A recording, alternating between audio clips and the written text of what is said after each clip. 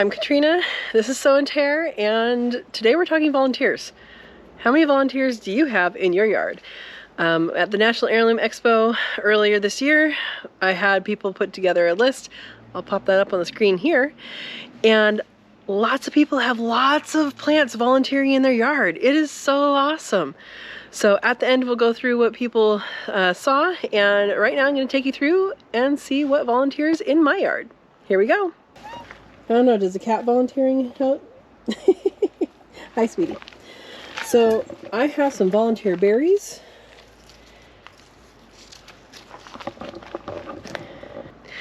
Note to self, if you planted thornless berries and they have babies, their babies are not thornless. They have plenty of thorns. If you guys were at the Heirloom Expo and you saw me and heard my beet story, here's this beet. This is the beet. Look, it looks all dead, but it has some more growth. Here's one of the main stalks. It fell over with all the weight. Look at this. It fell over all the weight. And there's the top. It goes from here all the way up here, and then it bent over, and it goes all the way over there. Guys, you can have beets volunteer in your yards absolutely easily. Yeah, just let them go to seed. This is years in the making. It gets bigger and better. This one didn't get any water from me, and it was great. So it also has intermixed in it, there are, there are some tomatillos. And I guess I missed harvesting these ones. These ones are a little small, but that is completely fine because this plant planted itself and is growing all by itself. And look, we have all of this, and it goes all the way over here. I already harvested these. Sorry, I have some bags of things. It goes all the way over there. There's a kitty.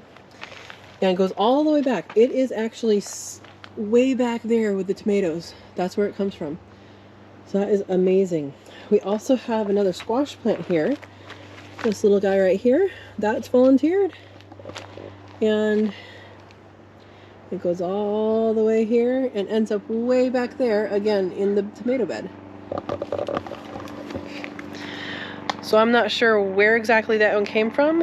It looks like it's a crookneck or a crookneck hybrid, but that one planted itself, which I like. It's good. Let's continue. So here's something that volunteered. It didn't really. I planted it, but I'll show you what you want to avoid. All this is spearmint. That over there is marjoram, but all this is spearmint, and I planted it right here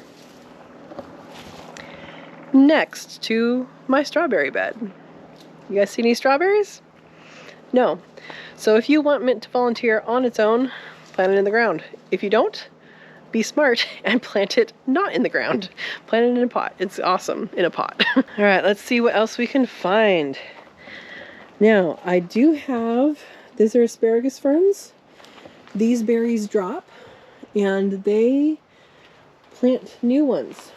So these ones over here, they look all yucky because it's time for them to die back. But these asparagus here, those were volunteers. They volunteered in the yard. Awesome, awesome. Anybody want a palm tree? Because that's what that is. And it volunteered. Here's something else that volunteered in my yard. This is California poppy. Oh, kitty. That was not nice of you. You just bumped the camera running by.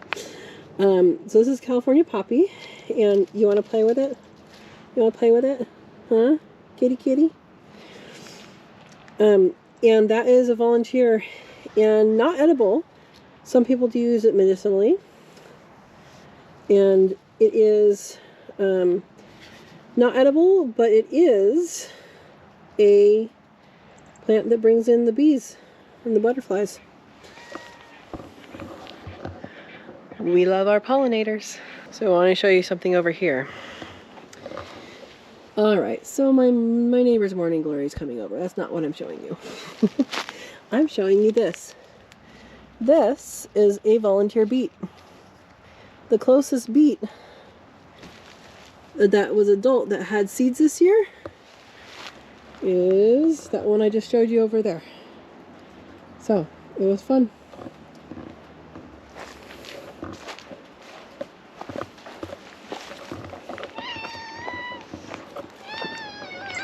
Over here, we have some volunteer right here.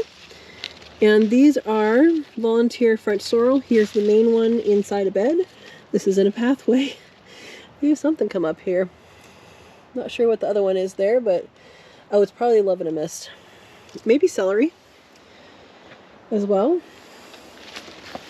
Again, there's our spearmint. Ugh. I actually like spearmint. I just don't want it to take over the world. These figs behind me, they're not a volunteer, but they were just a stick that I stuck in the ground and watered, so that's pretty cool. What I'm looking for in here is celery, because I do have celery in here that is a volunteer.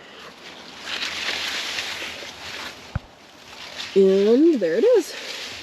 Now, because it got so shaded out, it's not doing the greatest in here. Maybe it will reseed, maybe it won't. It is getting shaded out in here. Such is life. So moving on through the pathway. Not stepping on the cat. This right here is a walnut, I believe. I believe that's what it is. And it volunteered. Is it going to stay here? No. Once it loses its leaves, I am going to transplant it. Unless it's a pawpaw. Ooh, did I plant a pawpaw over here?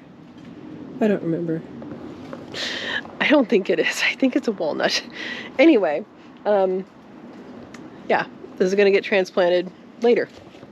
Once it loses its leaves. So that's something you can do, is let nature plant things for you, and if they're in the wrong spot, because this is right underneath the beech tree, you can move them. They will do better where they plant themselves, you know. Alright, we're over at the pond now. I want to talk about a volunteer you wouldn't necessarily think about. And that is this duckweed. So that pond is covered in green. That is a duckweed. And duckweed is a really, really high protein plant. It's really good for your animals. You could eat it too, I guess. It is a heavy metal accumulator. So if you have water quality issues with heavy metals, don't eat it. But it shows up because birds come in with it on their legs, and it only takes one really, and they repopulate. There you go. What are you doing? Does that grass taste good? Okay, here are no more volunteers. I don't know if it's a pumpkin or I think it's a pumpkin, but I'm not sure if it's a pumpkin or I don't think it's a cucumber. I think it's a pumpkin or some sort of squash. So I'll probably be pulling those out, but those just popped up. I mean, it's not time for them to, you can see they already have powdery mildew. It's not time for them to come up yet. In here, we have more beets. Actually, this might be a chard. It might be a chard. Anyway, that's edible. That's good. Guys, this tree right here, this is a volunteer. I had a tree volunteer. I have lots of trees volunteer, actually. This is a willow, and it must have come in as a wood chip and got watered, because that's the only way. There's something going on in that tree. Squirrel fight. This is the only way it would have come into the yard. Didn't plant it as a tree. So, water your wood chips. You might get a tree. Alright, next up here we have another one of the fabulous beets. Another big one. We have more of them. There was 2 really big ones this year though. So, that's another one. Sweet potatoes. Every year I harvest all the sweet potatoes. And every year I apparently don't harvest all the sweet potatoes. So while I did plant that, it keeps coming back every year. Potatoes will do the same thing. Usually you'll miss small nubbins. Same thing with Jerusalem artichoke, that will also do it. So I don't know if you want to count that or not. Up to you. This, however, this humongous thing, this is a hybrid, and it goes way back there. It's way back there that it planted itself. The edge of the bed is right here, and it has, there's a pathway over there to get to that door. There's a pathway right here. This whole thing is a pathway. It's not a pathway anymore. That, my friends, is the healthiest volunteer I've ever seen. It does wonderfully. It gave us lots and lots and lots of fruits. It was a hybrid between a crookneck squash and a black beauty zucchini. I know that because that's what I planted last year. I must have missed a fruit, and it prodded and gave some fruits. So if you were at the National Heirloom Expo, you also saw this. So there we go. That is pretty cool. Let's see what else we can find. Well, we turn right around, and there is a volunteer grape. This right here, that right there. This, I don't know what kind it is yet. It hasn't fruited yet. Oops, sorry plant. But it is a volunteer grape. It has decided, it was there for a couple of years, and it's decided that it was going to grow this year. I guess it got its roots done, and I need to be careful when I trim this tree. I don't trim all the grapes, but look how humongous it got. That is so cool. So cool. So another thing that did the self-seeding thing and volunteered is this violet, and this violet here, and that violet here. They planted themselves. When I moved in, way in the corner, there was some violets, and these ones took over. Another thing right here, we have some Malabar spinach.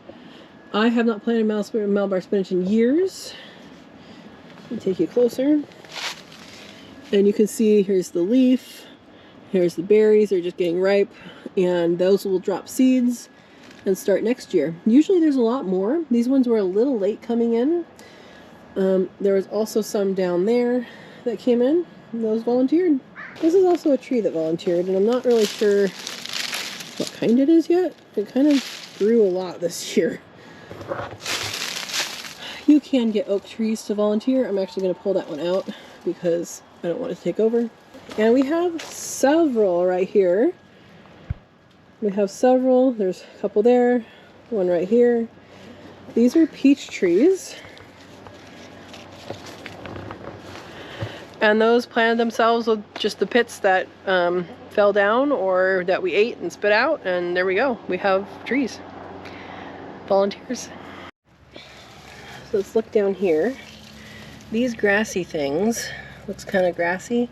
That's actually miner's lettuce, which is a native plant here. And it's high in vitamin C, and it volunteers here. Here's something else that volunteers, this is a borage.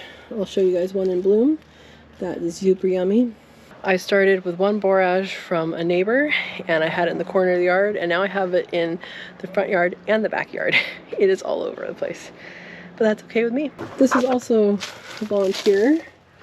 This daisy looking flower, I forget what it's called, but it's this plant here, and the pollinators like it. It came over from my neighbor's yard. Now this is something I am trying to support in volunteering in my yard. All these seeds, these are Chinese chives or garlic chives. Those are the seeds, and I'm wanting them to self-seed so that they naturalize in my yard. So you can, if you want, help along the process and help these plants naturalize by putting out seeds, and then their babies will be volunteers. It's fun. This tree right here is an apricot that grew from pit. So whenever I have something in the front yard, like an apricot, I'll spit the pit out, and I think I have like 5 trees that started from the front, so that's pretty cool. So here's more borage. This actually started in a place that gets water, so it's extra healthy. And there's the flower there. Borage tastes like cucumber. You can use it in tzatziki sauce. And there's more borage in there. I used to have my chocolate mint in there, and it died for some reason, so I need to get more of that. Okay, I have featured this in videos before. This is a tree collard. Looks like it's getting eaten. And it self-seeds now every year and is wonderful to eat, and it's wonderful to grow and does really, really well. So that's what these are. I need to cut these back. All the seeds have dropped. So these, oh, there's still some seeds. So these are the seed pods. I will open it up. Well, or just crumple it. So you can see those little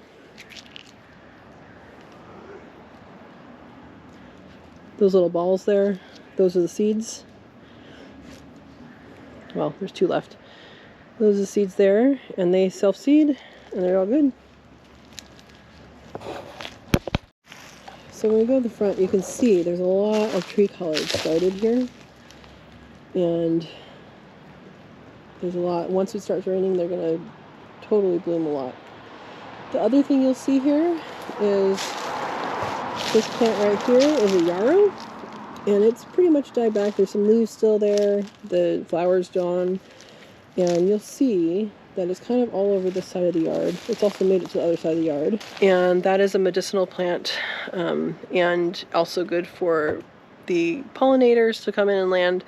Also draws in a lot of things. I've seen it used for the ladybugs to do their chrysalis on. Cat's going crazy. And so that is a good host plant, I think, for that. And the other thing here is just starting to go to seed. That is milkweed. It's our native milkweed. And you can see it's all over now. It took a while to get established, but it's there now. And here are more apricot trees. And that one's almost as tall as me. Again, just from a pit that I spit out. Or maybe a bird planted it. I don't know. I have less and less of this as time goes on, but this is flax. It's a pretty blue flower. It's the plant that's used to make linen, and the seeds, you can literally just get them at the store. There you go. You can literally just get them at the store, flax seeds, and throw them out just like that, and they will plant themselves. That's how I did it. I should throw out more seeds. Another thing that came over from a neighbor's yard, this is forget-me-not. And you will not forget it, because these little things become little birds that get in your socks. Anyway, some things volunteer that I don't like. Other people like them. Over here, years ago, I planted leeks. There's a seed head. That's what's coming up here. Those little green things look like grass. It's leeks. I have no idea what this is. It kind of looks like a pomegranate. I don't know. I've just been letting it grow. They show up. Oh, and there's an apricot over there. Cool. Cool, apricot there. Now, I know this area is covered in morning glory, so try and look past the morning glory. This one, with this cool flower, this is a ground cherry. Cape gooseberry is another name. And this is taller than me. And that is its third? This is 3rd year growing, and it's really, really good fruit. That had a little help volunteering. I actually bought some golden berries, that's another name they go by, from Safeway. Don't do that. They're meant to be picked and then eaten, not picked early and then eaten later. But I got them from Safeway, said, this is disgusting, and fed them to my worms. So now, I just used the worm castings out here like 3 years ago, I think it was, and something came up and it looked different, and I didn't really know what it was, and I was like, well, let's see what you become. And it took forever, and I'm like, what is this? What is this? What is this? Oh, it kind of has a tomatillo looking flower, but it's not a tomatillo. It has kind of soft leaves, And I figured out it was a ground cherry, and that's what it was. So now it's there. It does survive the cold here where I am. It survived down to 22 degrees, I think, somewhere around that. It's on more of a protected side right near the house. And it is, it also roots along the stem, not quite like tomatoes, but at the nodes. It does root. So I haven't tried to like start it from cutting, but I guess you could. Anyway, that was cool. I have had celery start out here too, but I don't see any right now. So here's more of that. See, these are not ripe yet, but here's more of those ground cherries. And really spans like this whole area. It's pretty cool. And this is lavender. I'm going to call it a volunteer, because it used to be my neighbor's. And then she cut it back and it had rooted on my side already. So I volunteered to grow at my place. It goes all the way back there, all the way over there. There's another ground cherry in this trench here. And this trench brings water from that direction to that direction. It also holds the corrugated tube that comes off the downspout, which then goes into a trench out here and makes the water go down so we don't get flooded in the front yard. So this area here has this, I think it's called wandering Jew plant. And that has been here forever. I've tried to get rid of it forever. I don't know if it's volunteering, but it keeps coming back. But this is area where my nasturtiums volunteer. We're wrong season for nasturtiums right now, but that's where they volunteer. Didn't want to leave them out. And it is getting dark. I have one more volunteer to show you in the back, and I probably missed a lot. I probably did. But hey, let's see what I can find as we go back. Well, I knew I'd find something else. Here's a carrot in a crack. So I don't know how well that's going to go. So there are loads more beets here in the yard. I'm just not showing you all of them. Look at this one here. This one's in there. It's already seeded, and it already has new growth up here. So it'll grow another season. These do tend to do at least 2 seasons if you let them. Now here is the fun part. Look at this little guy. So this is peppers over here in the green stalk, and up here I had basil planted last year, and this is just starting to grow. Little baby basil. Good luck, little baby basil. So we're running out of light, and I hope that you guys enjoyed this. We're gonna take it inside now and show you the all the things that people have volunteer in their yards, and it's gonna be amazing, you guys. This list is huge. It's huge. And if you contributed, thank you. And hey, tell me what you found in your yard that just volunteered. Volunteers are awesome, guys. They're stronger than everybody else.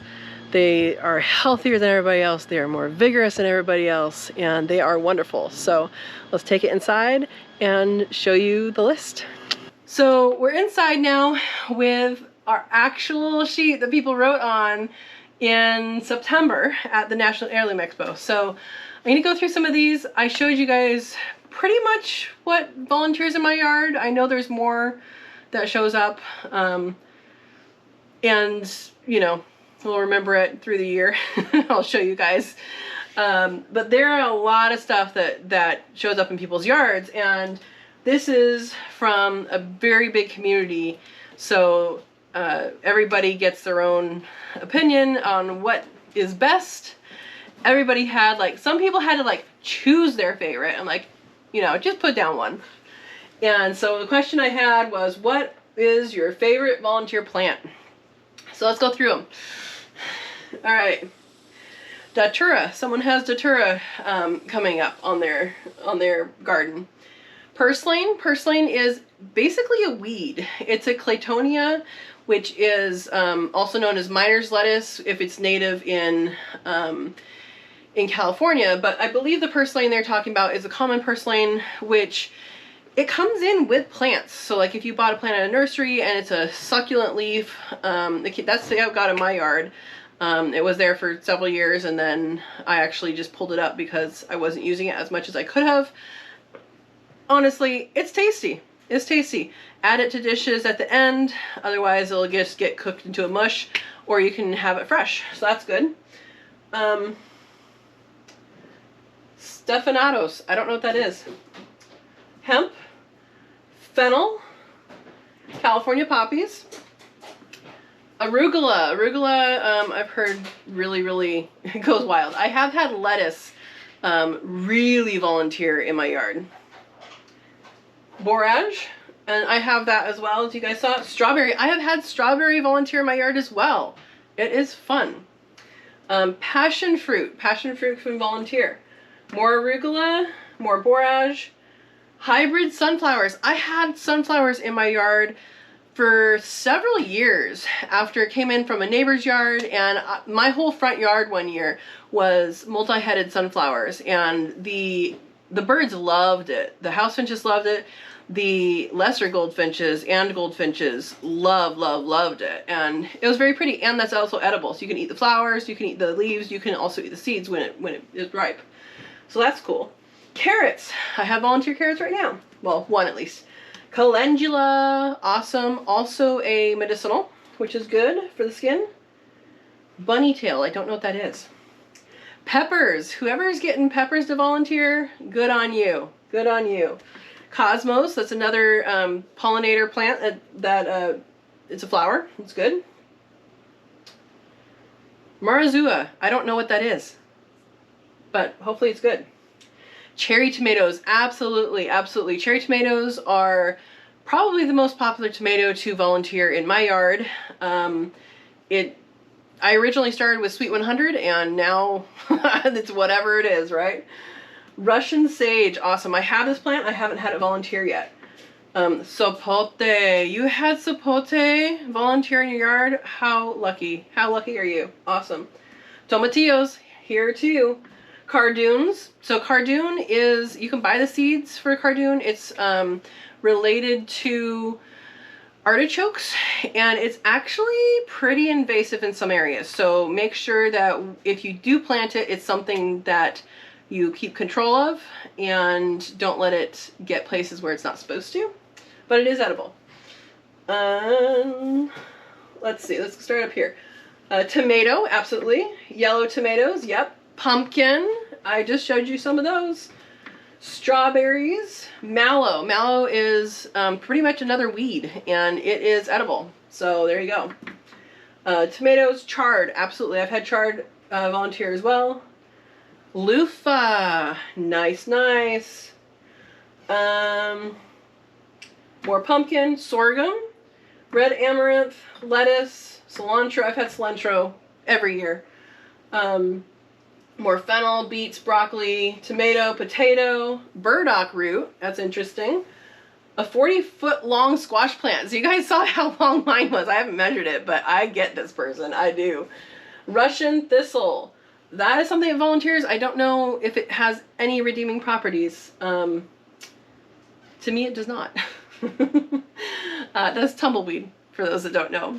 I don't know that you can use for that, anything for that. Trombotino, that's a squash. Sunflowers, more tomatoes, ground cherry, morning glory, sunchokes, 10-foot tall sunflower, Roma tomatoes, nasturtiums, I have that as well. Pineapple chamomile. Chamomile, I've heard, readily does that. I'm not a fan of chamomile, so I don't plant it. Sunflowers, perennial kale, poppy, Tulsi basil, green onion, tomato, sunflower. I think someone wrote their name on it. It might have been a kid. Yellow pear tomatoes, feverfew, Cape gooseberries, pumpkins, lamb's quarters, spinach, kale, Swiss chard, baby bok choy, American cucumber, cherry tomato. Looks like one person couldn't find a favorite. It's okay. Iris, lion's mane. That's a mushroom. Awesome. Watermelons, raspberries, more fennel, amaranth, mugwort, more pumpkin, plantain. That is medicinal. That one is good for allergic reactions, and that's good to know. Ruby red amaranth. I think we covered all that. What else didn't we cover? Lamb's quarters. And Mongolian giant. I don't know Mongolian giant what, but apparently it volunteers. So that's just like a handful of the people that were at this event, and I want to know what volunteers in your yard. Put it in the comments what volunteers for you. And there's a wide array of things that can volunteer. So put in the comments. I hope you enjoyed this video, kind of a hybrid of what I have and what other people have. Kind of give you an idea of, you know, maybe in your area, if you let something go to seed, it might volunteer for you. So you can actually help that along by letting things seed and letting things come to completion in your garden. And being a lazy gardener, sometimes it's good. All right, thank you for watching. If you enjoyed this, please hit the like. And if you haven't subscribed, now's the time to subscribe. Hit the bell notification, select all, so you get all the content, and pass this along. Pass this along to someone that might be having trouble gardening and wants to know that yes, things can grow on their own. Things can pop up on their own, do their own thing, and volunteers in your garden, they are the most robust, they are the strongest, they are the most acclimated. If you have plants volunteer year after year in your garden, you are actually making that plant evolve for your specific climate, for your specific soil, for your specific everything. And the more you do that, the more you really hone in what that plant is telling you it needs. And once those seeds are there that are the right ones for your area, it's awesome. You have to remember that when you buy a pack of seeds, those seeds were grown somewhere else, probably. And the conditions somewhere else are not the conditions of your yard. So not every one of those seeds is going to do tremendously. However, you let them seed over and over again in your yard, and you will get strong, healthy plants that will be able to fight off a lot of different things that they might not have been able to before that evolution. So thank you for watching. Share this around, and I will see you next time. We have 2 more of these. I'm going to just kind of scatter them throughout the next couple months, and it's a lot of fun. I had a lot of fun when we were talking to people when they were writing their stuff down, and it's awesome. All right, thanks for watching, and have a wonderful day.